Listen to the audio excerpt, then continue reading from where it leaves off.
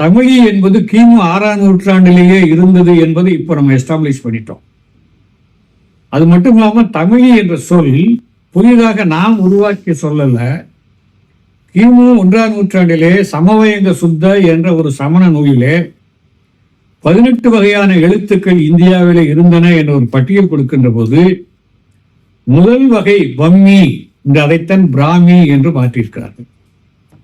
அதில் 17வது வகையாக தமிழி என்று சொல்லியிருக்கிறார். எனவே இந்த வம்மி அல்லது பிராமி வழக்கத்தில் இருக்கும் போதே தமிழியும் இருந்தது என்பதனாலே இப்போது நாம் 6ஆம் நூற்றாண்டிலே கீழடி அகழாய்விலே 6ஆம் நூற்றாண்டிலேயே தமிழி இருந்ததற்கான பானை ஓட்டு சில்லுகளை பெற்றிருக்கிற காரணத்தாலே நாம் இப்ப தமிழி என்று சொல்கிறோம்.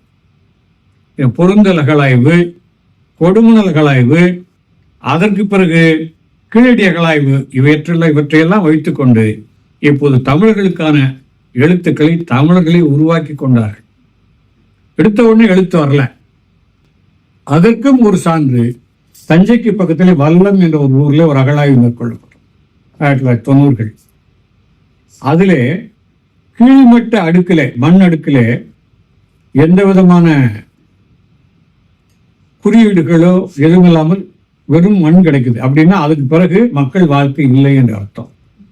அதற்கு அடுத்த நிலை மண் அடுக்கிலே வெறும் குறியீடுகளாக கிடைக்கின்றன. கிராஃபிட்டி மார்க்ஸ் என்று சொல்வார்கள். கீறல் குறிகள், பானை ஓட்டுகளில் கீறல் குறிகளை போட்டிருக்கிறார்கள். யாருடைய பானை என்று சொல்வதற்காக. என்றால் நாம் நமது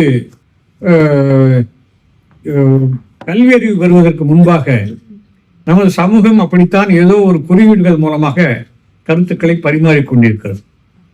எளிமையான ஒரு உதாரணம் நான் சொல்ல வேண்டும் என்று சொன்னால், நமது கிராமங்களிலே ஒரு 50 ஆண்டுகளுக்கு முன்பாக சலவை தொழிலாளிகள் துணிகளை ஊர் பூரா எடுத்துக்கொள்வார்கள். அப்போ இந்த வீட்டு துணி இதுதான் என்பதற்கு அடையாளமாக ஒரு குறியீட்டை போடுவார்கள். அது எழுத்தல்ல, ஏதோ ஒரு குறியீடு, ஒரு கோடு, பக்கத்தில் ஒரு புள்ளி, இந்த பக்கம் ஒரு புள்ளி, 2 கோடு, இது மாதிரி போடுவார்கள். அவர்களுக்கு தெரியும் இந்த குறியீடு இந்த வீட்டுக்குரியது என்று சொல்லி. எனவே இந்த மாதிரியான கீறல் குறிகள் அந்த ஊர்ல முதல்ல கிடைக்குது. அதுக்கு அடுத்த பால அடுக்கல கீறல் குறிகளோட எழுத்துக்கள் சேர்ந்து கிடைக்குது. அதற்கு அடுத்த பால் அடுக்கல மேல கீறல் குறிகளே இல்லை, வெறும் எழுத்துக்கள் வந்துவிட்டு.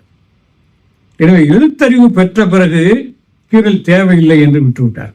இந்த வீடியோ பிடிச்சிருந்தா கீழே இருக்க லிங்கை கிளிக் பண்ணி இதனுடைய முழுமையான வீடியோவை பாருங்க. மறக்காம நம்ம சேனலுக்கு சப்ஸ்கிரைப் பண்ணி உங்களுடைய ஆதரவை கொடுங்க.